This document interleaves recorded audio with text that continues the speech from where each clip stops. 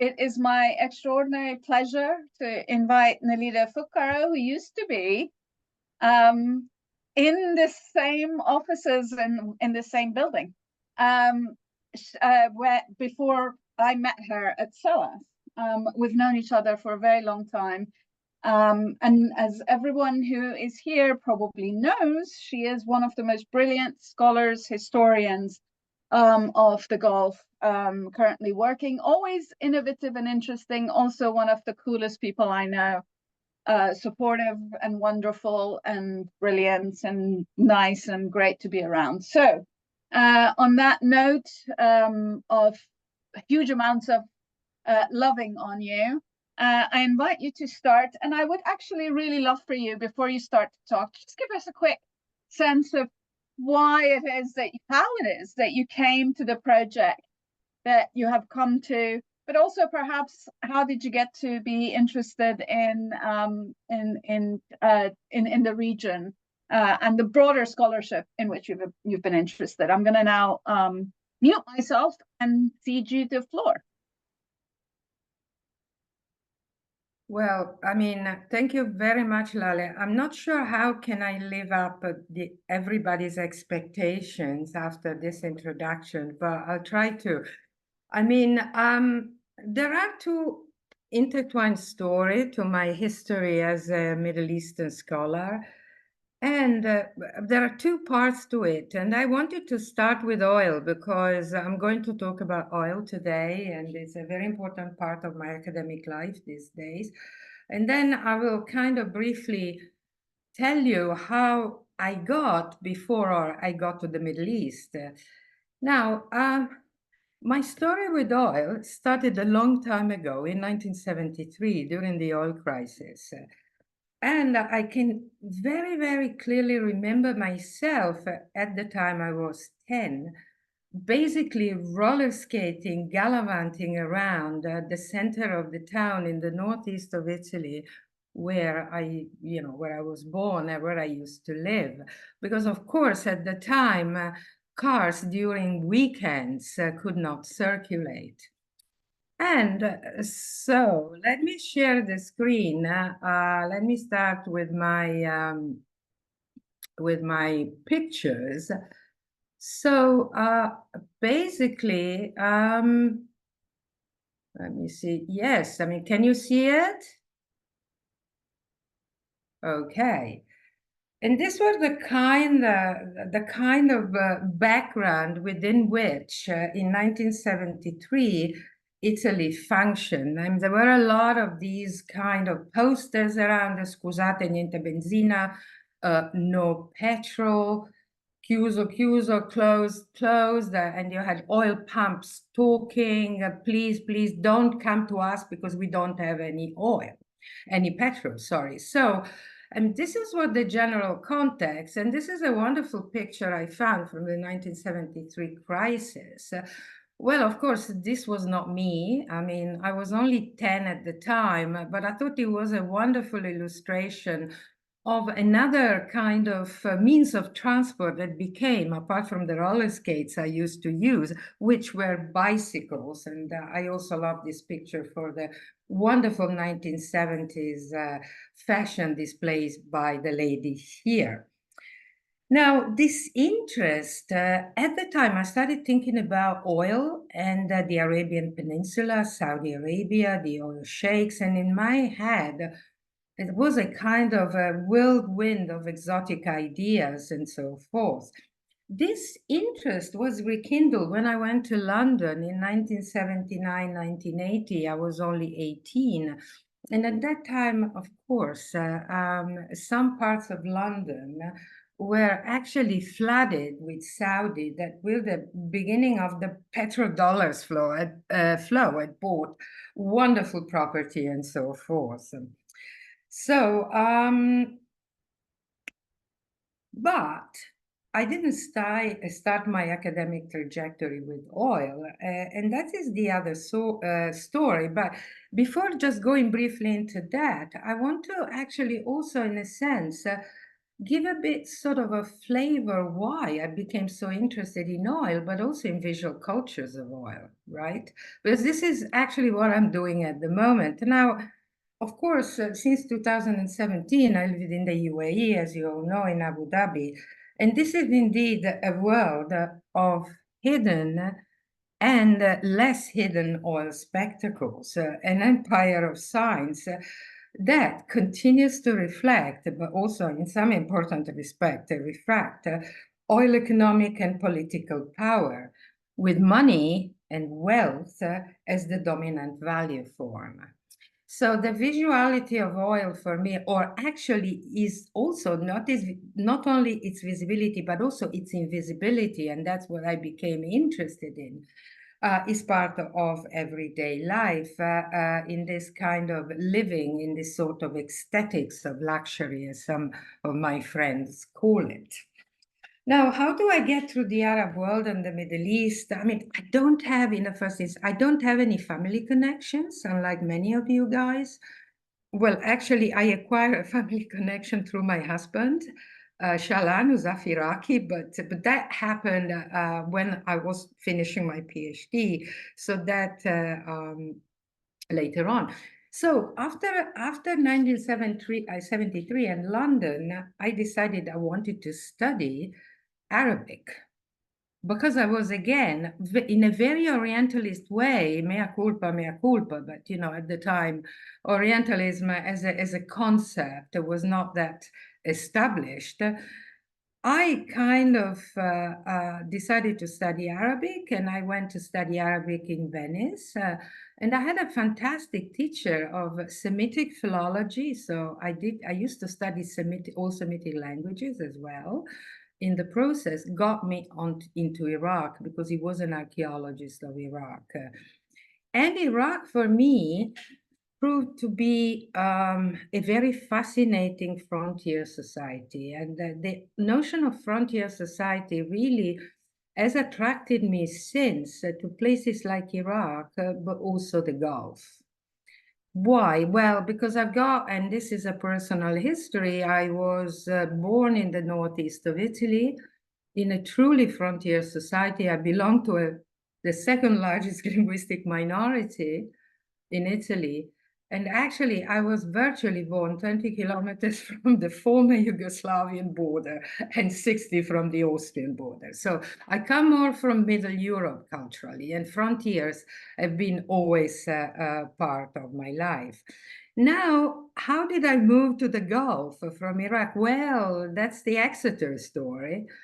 Exeter University was so generous in 1996 when I finished my PhD to give me a fellowship in Arab Gulf Studies. And from 1996 to, no, 1997, let's say, to 1999, I actually started becoming more and more interested in the Gulf. And I guess there are other people who have kind of, who are studying the Gulf, of my generation, who started off at Exeter University in what was then the Center for Arab Gulf Studies.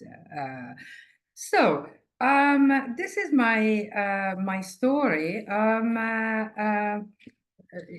in brief. Now let me move on to my paper. Now, what this paper is going to discuss the emergence of new material and visual cultures of oil in 1950 and in the 1960s in the Arab world, and particularly in Iraq, Saudi Arabia, Bahrain, Kuwait, but also marginally Egypt, as overlapping sphere of petro-engagement created by the public relation offices of the foreign oil companies that control the industry, but also created by a group of Arab oil technocrats, an emerging group of Arab oil technocrats, a new regional international organization, the Arab League, based in Cairo, and that's where Egypt comes into the picture, and particularly its petroleum department, established in 1954, and last but not least, OPEC, which was established in Baghdad in 1960. I'm going to do so in this paper by first focusing briefly on the genesis, very briefly on the genesis of the idea of Arab oil, or oil for the Arabs, through the early popularization of technical and historical knowledge about the foreign-controlled oil industry. Working synchronously, and we are here in the 50s and in the very early 1960s, I will turn to different modalities of visual representations of oil landscapes, industrial, human, and technical, in the Arabic magazines published by oil companies, primarily Aramco and the IPC, the Iraq Petroleum Company, that sought to popularize petroleum as a substance, industry, a commodity to local and regional audiences. Now, the image regimes and the image economies that emerged from the Western capitalist order that monopolized the industry before nationalization were not only conceived to lift the veil of secrecy that had surrounded the operation of the oil industry in the Arab world before and immediately after the Second World War.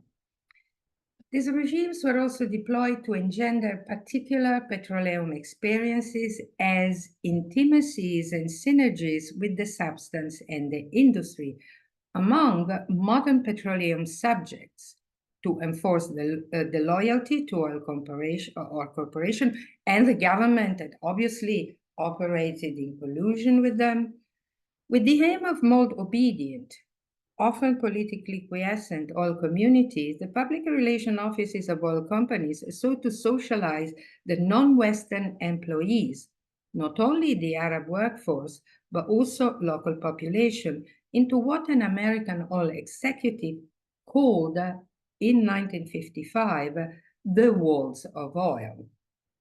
Thus, I would argue, starting the process of naturalizing petroleum presence in everyday life and national cultures. In this paper, I will not discuss so much the making and unmaking of petroleum pan-Arabism and pan-Arabism in the 1960s and, of course, 1970s, which is the subject of a paper I published a few years ago on the establishment of OPEC and the role played by the Arab League in the oil congresses it started to organize in 1959.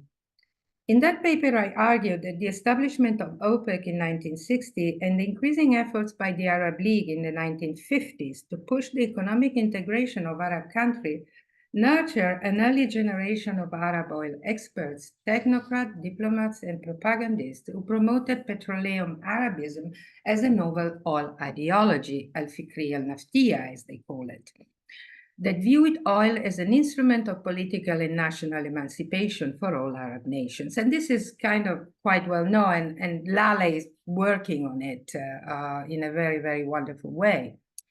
Some of these self-styled Arab oil men worked for regional and international organizations. Some gravitated around the Arab League and its petroleum department. Others were employed by governments, though many were eventually sacked for being too politically contentious. Now, in a Cold War setting, these oil men preached Arab neutrality and believed that oil wealth should allow Arab to bypass, in the words of Omar Kamel Halik, a left-leaning Saudi journalist, diplomat, and intellectual of Palestinian descent, quote, the militant political and economic subterfuges of East and West. And this is a very rare photo of Omar, who was a Palestinian born in Haifa in 1921, studied journalism at Columbia University, was until the early 1940s the editor of Palestine in Jaffa, and since 1949, member of the Saudi Arabia delegation at the UN. Now, I mean, this gentleman is quite interesting because in my research in the archives, I found a lot of his manuscripts.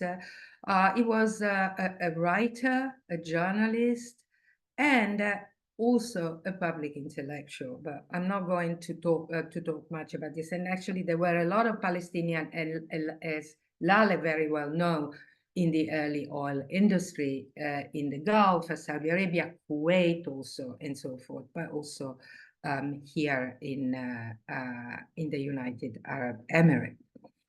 Now, in this connection, I would like very briefly to discuss the beginning of the creation of a new sphere of oil knowledge as popular and technical education that served a generation of technocrats in the 1950s, but also targeted the general public at the height of the corporate control of the industry. So we are still in the 1950s here. The story for me seems to begin in 1955 when the Advanced Arab Studies section of the Arab League commissioned Mohammad Jawad al-Abusi to deliver a series of lectures on oil to the students of the Department of Social and Economic Studies of Cairo University. Collected in a volume published in Arabic in 1956 and then in English in 1958 under the title of Oil in the Arab States, this collection of lectures, which look at the past, present, and future of the oil industry in the Arab world, became quite an influential text guiding the policies of Arab government and inspiring a rising class of oil technocrats. Now, al-Abusi was another one of those early oil technocrats. He was an Iraqi economist who studied at the Sorbonne in Paris and taught at the College of Arts in Baghdad. Now, the underlying theme of Abusi lectures and the driving force behind the creation of OPEC was that, and this is actually very well known, that the control of oil resources was a matter of national rather than purely economic importance.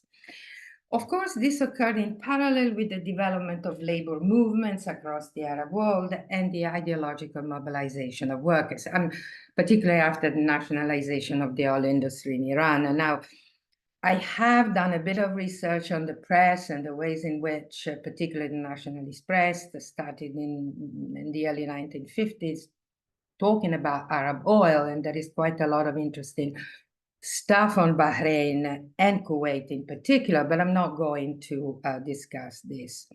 So, the pan-Arab ideological capital of early petroleum Arabs clearly served resource nationalism and nationalization movements in the years to come later on. And in some important respects, the whole issue of nationalization of the oil industry has been discussed quite a bit in not only Iranian, but also in the Arab context. Now, what I've been more concerned with is the social and cultural capital accrued by the industry through its propaganda efforts. In other words, how images of oil as a natural substance and industry enter the production cycle of national and collective imageries, material cultures, and artistic creation. And this is very, very clear for Iraq in the 1960s. That is how oil started to be internalized and used as the material symbol and cement of communities and nations, also of governments, of course, rather than simply featuring in its metonymic form as wealth, development, rent, business, and resource nationalism. So,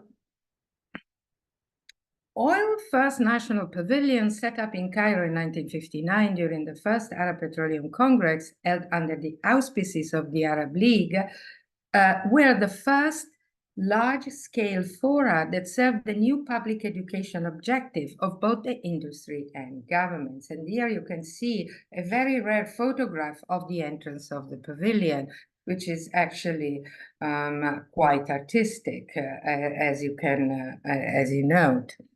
Set up at Jazeera and covering an area of over 5,000 square meters, the whole exhibition included the pavilions of Saudi Arabia, of course, the United Arab Republic. Here we are in the glorious moment of Nasserist pan-Arabism, Libya, Kuwait, and Qatar, alongside those of Aramco, Shell, the Kuwait Petroleum Company, the Qatar Petroleum Company, the Kuwait Oil Company, the Qatar Petroleum Company, and several minor Egyptian oil companies. Model posters, photographs, and movies narrated to the public the technical world of the oil industry, from extraction and production to marketing.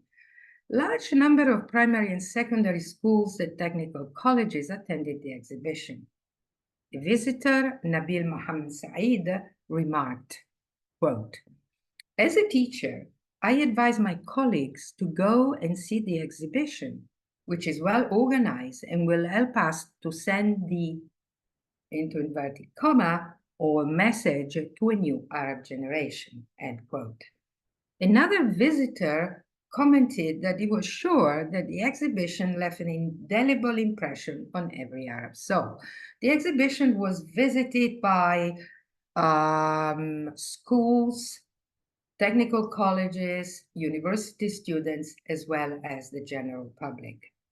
Now, the exhibition received considerable coverage in the Arab and Western press and in the magazine sponsored by the oil company.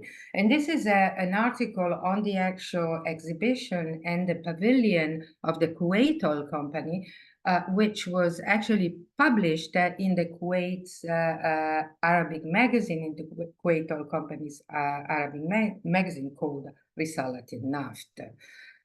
Now, as you can see here, you see President Nasser visiting the exhibition, and there is a long kind of section of the article dedicated to him. Now, Nasser's political ambitions as pan-Arab leader unmistakably shaped the first Arab Petroleum Congress, as also suggested by the wide circulation of official Arab petroleum envelopes and stamps issued by the United Arab Republic government to celebrate the event. And this is a double copy of one of these envelopes and stamps. So in some ways, this is the beginning, if not the real beginning, but certainly an important beginning of public education in industrial style, as put by an Arab journalist of Qafil al-Naft, which was the Aramco's kind of Arabic magazine a few years later. A process of familiarization with the technical aspect of the industry, which continued in the next decade through local and international exhibitions, which received a lot of attention in the press. And I'm also kind of studying, I'm looking into all this exhibition that happened in various places throughout the Arab world, but I'm not going to discuss those.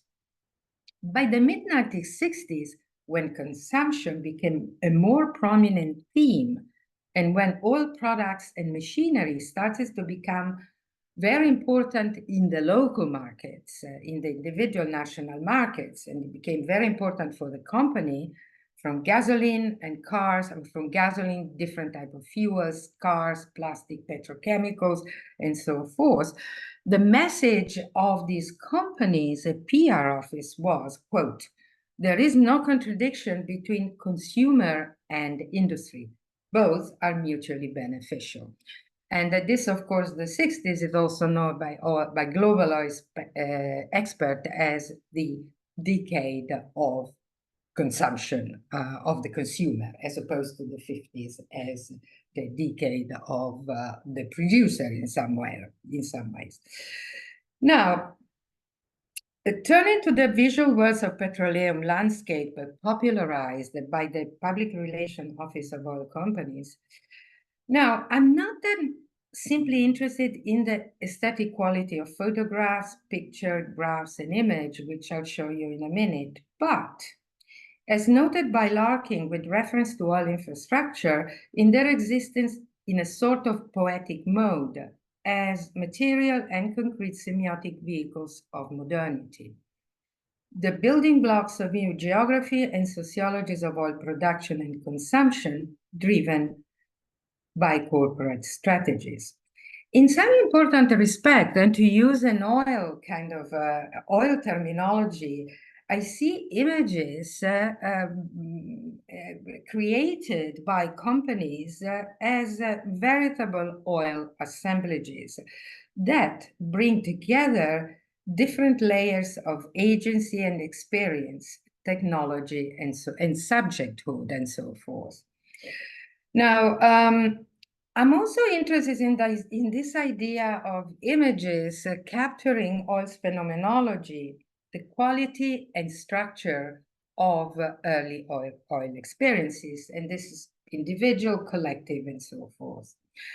So in many respects, I'm sort of following this visual and material axis, also considering this new image world of Arab oil as part and parcel of petroleum's new culture of consumptions that became, as I said before, quite prominent in the 1960s, alongside, for instance, car, nylon stocking, fridges, and so forth.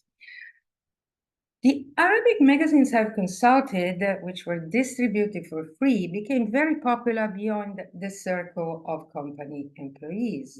And here you see two pictures. I think they're both from Ahlan Naft, the IPC, Oil People magazine, of workers reading the magazines on the left-hand side, but also pupils in the classroom as well. So the companies actually distributed these magazines, particularly in Iraq, but also in Kuwait, and to some extent later on in Saudi Arabia, to the student population and a variety of different communities. Now, in the first year alone, IPC printed 96,000 copies of Ahlan Naft, the Oil People, a number that have risen by 1953 to, it seems, to almost 200,000, with distribution to 13 oil sites, including Tripoli and Beirut in Lebanon, where the company extended its operations. Company sponsorship of the press, photography, and film has left us an interesting database of oil lives in the Arab world, also leaving traces of the techno-historical legitimacy of the companies. So this oil archive invites us to locate PR practice in a complete genealogy of institutions and functions, including governments and commodity markets, but also within a dense network of educational, aesthetic, and personal engagements. For this reason, PR visual messaging, which might appear immediate and persuasive and is basically signal a monotonous self-glorification of the company, was instead, at least to my eyes, multi-layered, ambiguous, and sometimes quite deceptive. Accidents, for instance, occlusions in the flow of oil production and pollution are unmistakably absent from the visual fields of company magazines. And this is something I've discussed a lot with Martin, actually, who's attended this lecture. In other words, there are no hints of oil danger and toxicity. Indeed, quite the opposite. Now, look at this vignette, published in 1960 in Qafil al-Naft, the oil caravan, which was Aramco Arabic magazines. Now, this vignette intimates how natural gas hidden underground, and by extension the crude normally found with it, has therapeutical powers by showing an oil scouter turned doctor injecting the substance into the ground with a large syringe after he was unable to discover gas and oil deposits. This is in stark contrast with how American oil enterprise in Saudi Arabia was portrayed at home in the illustrated press, large scale and risky, with spillages and externalities. Now, these are pictures from a 1949 issue of Life magazine that presented the industry in Saudi Arabia as a burning gas inferno of waste toxicity alongside scenes of leisure expatriate life. For instance, on the right-hand side, playing golf in the middle of the oil field and in the middle of pipelines. The caption actually underneath the Gulf image intimates that plain Gulf is replete with majesty and hazards. Now, this is a very famous 1976 cover of Fortune that actually replicate a similar theme. So the theme actually sort of continues to be to feature in the press, particularly in the US. Look at this picture. In contrast, leisure and hazards are turned upside down in this image, where an Iraqi technician working for the Basra Petroleum Company is portrayed as enjoying a ride on a very curvaceous, I think it's a distillation plant, which looks like a funfair. And indeed, the theme of leisure, of oil infrastructure and leisure is an important theme in the representation of, in this magazine of the early oil industry. Now, look at this other picture. This is from a report of the Bahrain Oil Company, one of the reports that the company sent to the government and circulated in Bahrain. I think this report was produced in 1956. And this actually suggested in these official reports, which are actually quite different from the magazines, how the achievements of the industry started to be visualized through diagrams, color images, and drawings to show the human and national scale. And this is very interesting. And as well as, of course, show commensurability, connectivity, and comparability. Now, Baco and Aramco produced the catchiest, award-winning, sleek, polished and graphically innovative reports. And actually, Baco in particular, I think, won some prizes for these reports, some design prizes in the US. Here we can see at the onset of a more quantitative and diagrammatic manner of accounting for oil, a prelude to much of the, as I understand, of the Arab petrojournalism of the 1960s, late 1960s and 70s, and later on, when oil publication became more technical and less colorful. Now,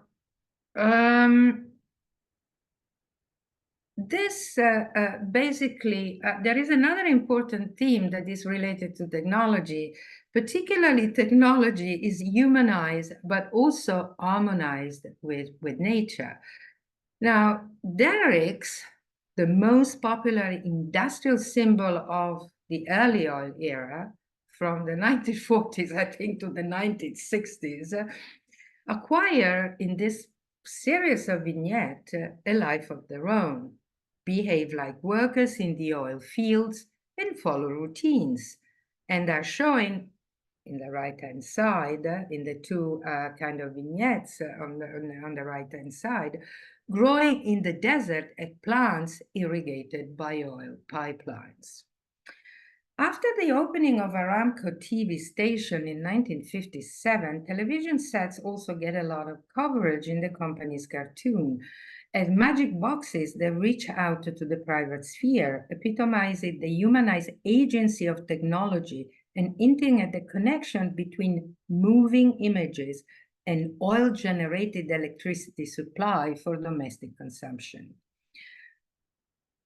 Yeah, these are some other vignettes that feature TV sets. Unmistakably, television characters cheekily get out of the box and reach out to viewers. A sweaty man with a fan on inside sips the spectator's soft drink.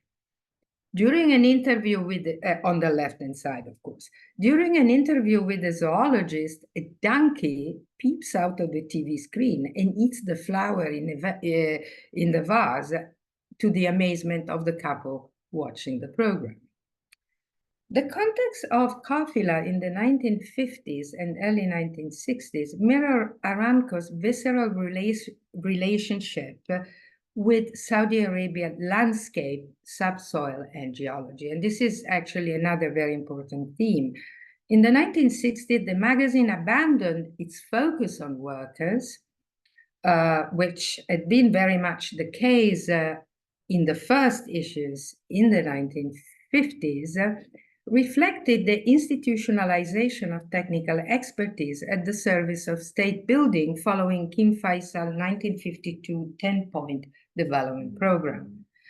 That of Kafila is a depoliticized landscape still untamed, unlike that, as I will show in a minute, that of Iraq as represented in Ahl al-Naft is Iraqi, al-Kafila is our Iraqi counterpart. So this is a depoliticized landscape, still untamed, and almost empty cultural and historical canvas. But of course, we are talking here about the eastern province of Saudi Arabia, where all, as we all know, the oil reserves were. This landscape was also largely untarnished by what Anna Zalek has called the productivist narrative that construes subsoil as a public good. And from Mexico to Venezuela and Iran in the early 1950s and later on throughout the Arab world constituted the rhetorical centerpiece of resource nationalism. Now, Aramco laid claims to oil exploitation on behalf of the Saudi government in the eastern province by increasingly presenting the subsoil as the property of science and technology. The magazine focused on the use of the state-of-the-art techniques to maximize oil extraction, promoting the iconic, yet somewhat sinister and shadowy images of purpose-built huge trucks scouting the desert, known as Kahirat al-Rimal, the Sun Tamers. Now, while Kafila's oil caravan was led by Sun Tamers, when the caravan was represented as a traditional caravan with camels, no Bedouin were in sight. A group, those of the Bedouins, that does not feature in Aramco propaganda as the unruly element hindering nation building and the expansion of Eastern Arabia agricultural and oil frontier. Self-referentially captured Qafila al-Zayt, this vignette shows camels winding through a desert road carrying oil derricks and large tanks of fuel products. So, in some important respect, there are quite a lot of other examples, but technology is portrayed as having almost a primordial affiliation with the natural environment and its laws. While Kafila focused on the idea of oil caravan, movement and exploration of the desert, conquest of the environment and the oil frontier, Ahl al-Naft, the magazine Oil People, Ahl al-Naft means oil people, obviously, the magazine of the IPC, of the Iraqi Petroleum Company, it definitely more focused on the idea of oil society, as the name suggests, of course. And the magazine is definitely more attached to a clearly defined national project. Mind you, though, this is the on the left-hand side, you see the first cover of Ahl al-Naft, the first issue. And here, of course, there is still this kind of Orientalist imagery of the camels and the derricks. On the right-hand side, there's a very famous image which was taken by one of the life photographers soon after the end of the Second World War, which became quite popular in Iraq. And there is some kind of parallel here. Now, of course, the funny thing about all this is that Ahl al-Naft was actually, particularly in the 1950s, dealt primarily with northern Iraq, because the Basra oil field of the southern Iraq had not yet started functioning.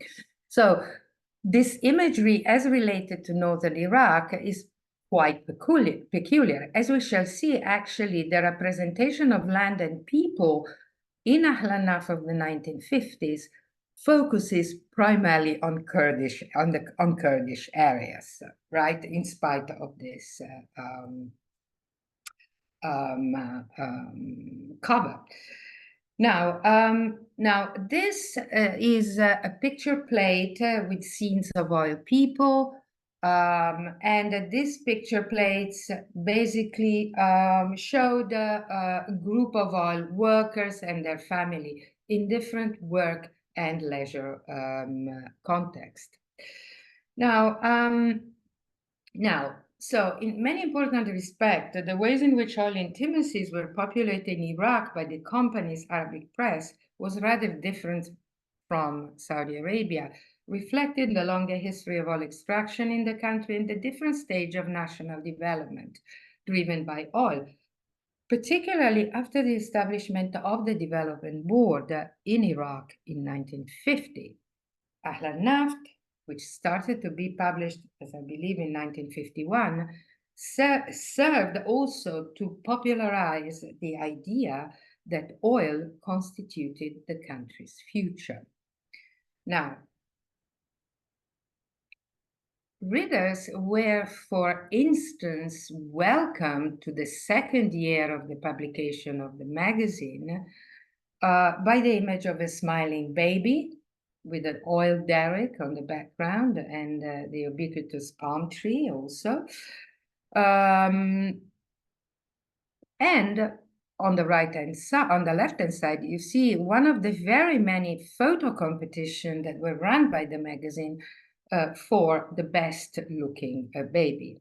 So there is definitely a biopolitics of domesticity there that was compounded by various articles on family life, child rearing, and so forth. Now, there were also ideas of corporate masculinity, which were popularized and not so much in the workplace, but with a clear aesthetic sense of self-assurance. And this is basically the result of competition on that basically on the best looking mustache in the company.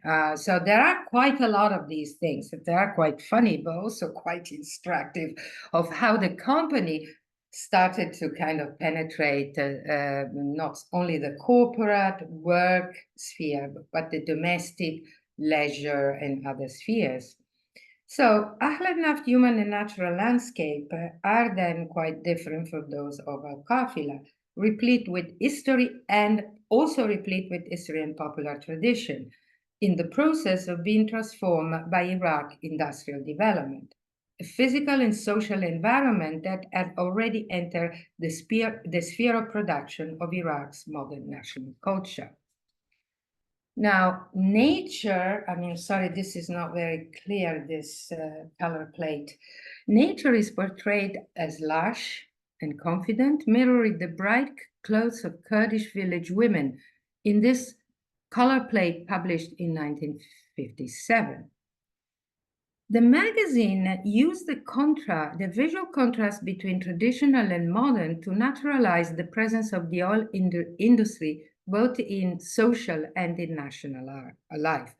Photographers and artists compose images that combine old technology and modern infrastructure, from refineries to roads, with scenes from the Iraqi countryside to make acceptable the dramatic changes that were taking place around Ahlanaf's reader. Now, here is the cover of a second issue of the magazine that featured a shepherd with an oil rig in the background. And this is quite a classic.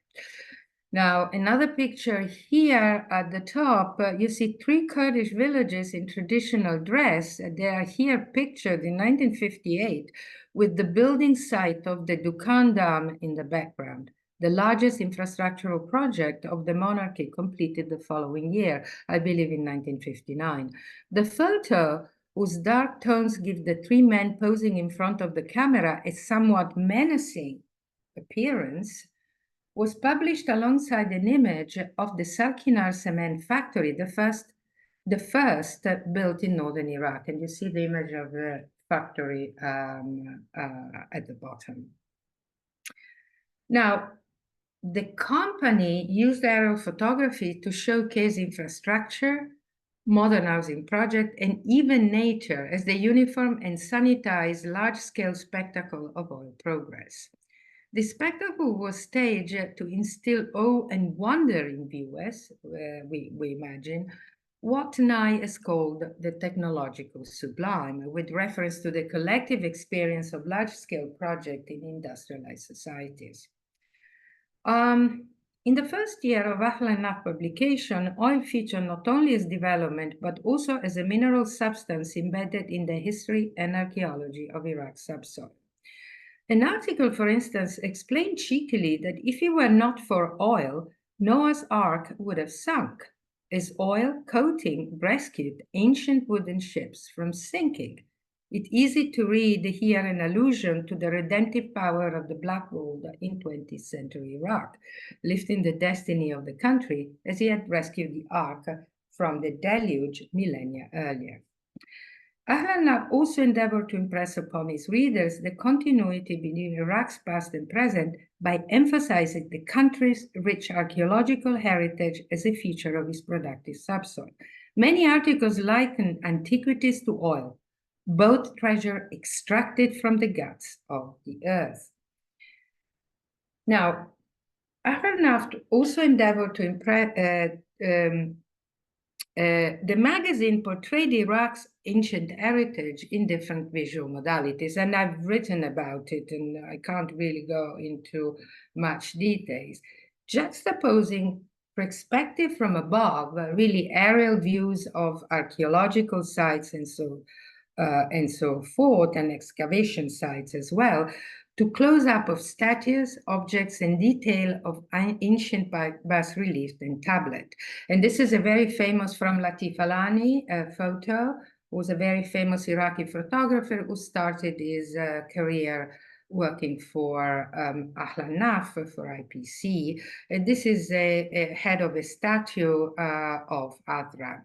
And the background, obviously, against the black bituminous background that reminded me of an oil spill in some ways.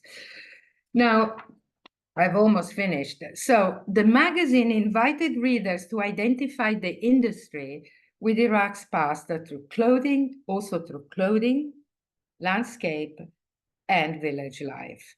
Now, and this is a nice one, under the title of Similarities, in 1957, the magazine published two striking pictures sent by a reader from Baghdad that contrasted the ancient headgear of a Sumerian priest with that worn by the marsh Arabs of southern Iraq. So, Ahlanaf's pursuit of the historical and cultural soul of the nation implicitly hinted at the role of the oil industry in resurrecting the civilization of Iraq's ancestors.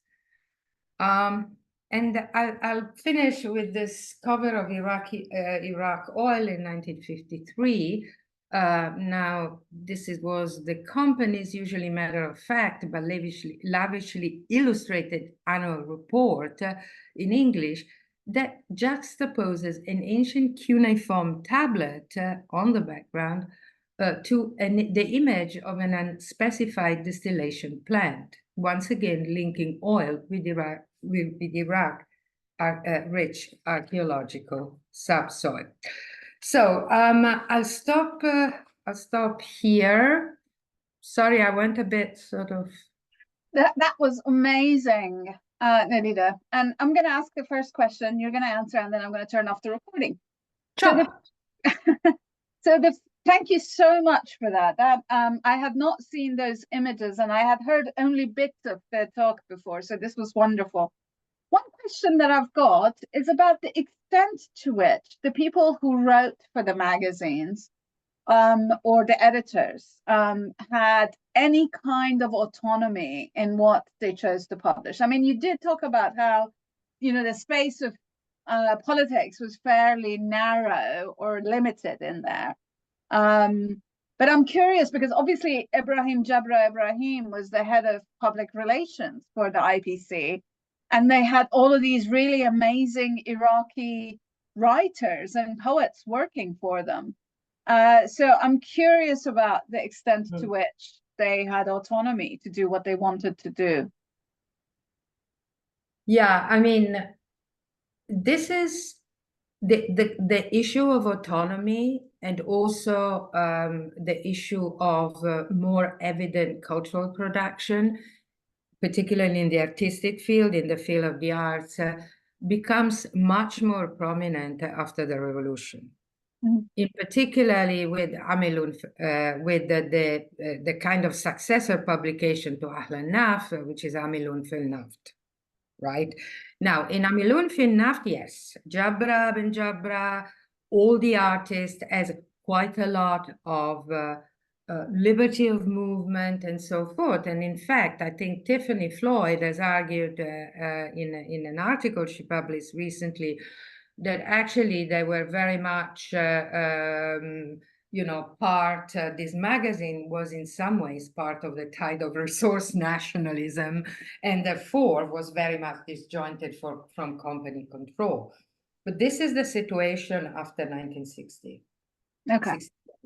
Before, the situation is slightly different in a sense that Ahlan Naft served as a technical training ground for both photographers, Latif Alani, artists, poets, and writer, Jabra himself.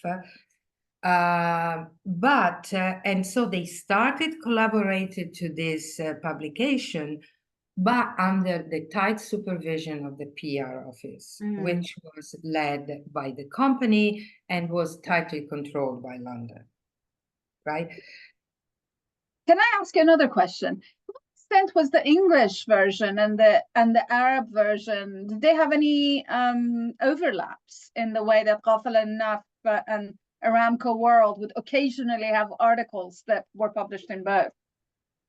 It was actually quite different, because Aramco World started off a bit as it is now, as a glossy magazine. I mean, in the context of the 1950s, of course, was less glossy than now, but glossy nonetheless.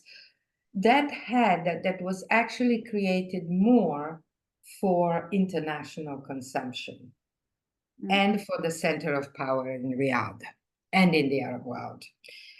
And that's why Qafil al-Naft is so interesting, because it really does target the people, the local population, the local community, and so forth, particularly until the mid-1960s, where you start kind of seeing that it loses momentum and it becomes more opaque, number-ridden, and more matter-of-fact, much less of a cultural, social publication. Really fascinating. And for those who are interested, the entire back issues of Ghafalat al-Naft is available online. So you can actually download every single issue if you wanted to, like as you can do with Aramco World. Okay, I'm going to stop the recording now and then invite you guys to ask any questions you might have.